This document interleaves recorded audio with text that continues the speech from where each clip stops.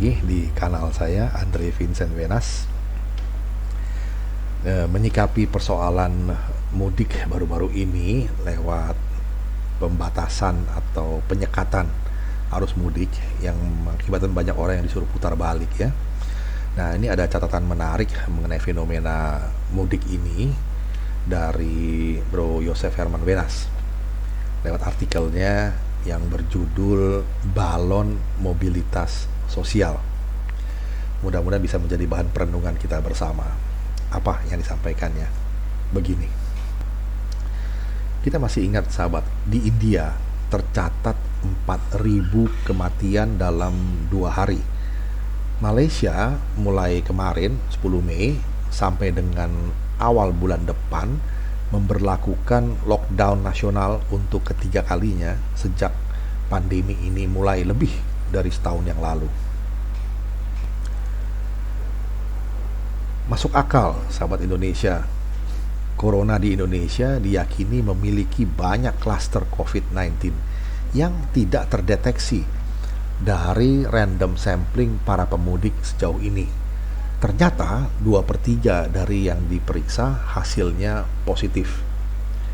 Nampaknya ada korelasi positif antara peningkatan jumlah vaksinasi dan peningkatan mobilitas sosial, apapun motifnya.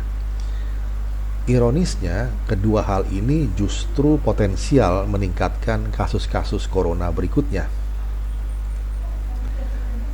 Sahabat, mobilitas sosial yang dilakukan dengan cara-cara normal lama ini yang belum beralih ke cara-cara normal baru. Memang ongkos belajarnya mahal, perlu waktu dan korban. Tanpa mobilitas sosial, di lain pihak, suatu masyarakat, yaitu sekumpulan manusia, pasti mengalami stagnasi. Hantaman pertama terjadi pada dimensi budaya kreativitas atau daya cipta dan ekonominya atau produktivitas. Selanjutnya, efek domino hantaman itu masuk ke dalam dimensi-dimensi kemanusiaan lainnya, ideologi, politik, hukum, dan lain sebagainya. Mobilitas sosial adalah urat nadi peradaban. Entah itu urusan ke tempat kerja, urusan belajar, urusan beribadah, urusan ke pasar, urusan kesehatan, urusan nikah, urusan olahraga, urusan pengadilan, ya macam-macam urusan lah. Intinya, esensinya, tanpa mobilitas sosial, peradaban itu mati. Artinya, masyarakat itu mati.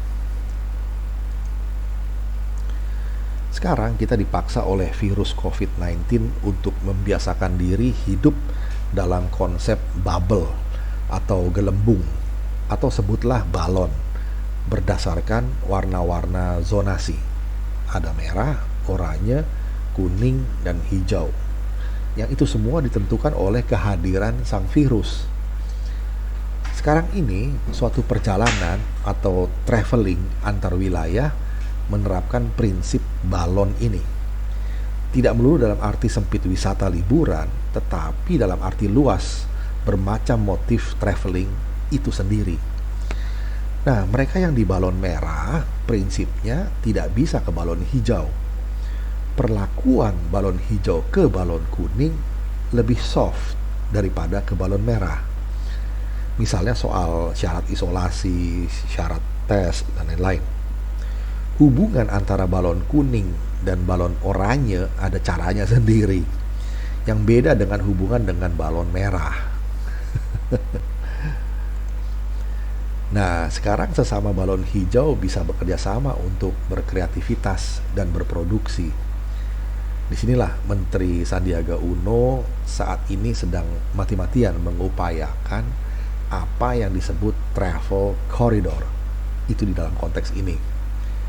Nah, rumitnya urusan-urusan ini di tingkat eksekusi pada intinya menjelaskan upaya kita semua menemukan apa yang disebut mobilitas sosial baru, yaitu balon mobilitas sosial.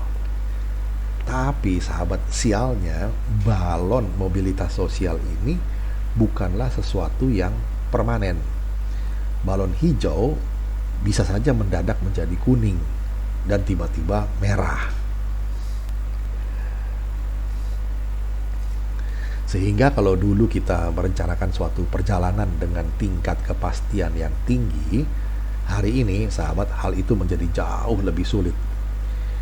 Di sisi lainnya, agen perjalanan juga harus terbiasa dengan apa yang disebut akuntansi refund atau reschedule. Begitu juga para operator moda transportasinya, pesawat, kapal laut, kereta api, bis, dan lain-lain. Juga sahabat, treatment terhadap cash flow perusahaan pun berubah.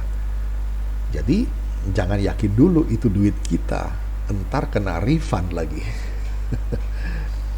Satu-satunya kepastian mobilitas sosial baru atau balon mobilitas sosial diukur dari kapabilitas seseorang mengantisipasi ketidakpastian.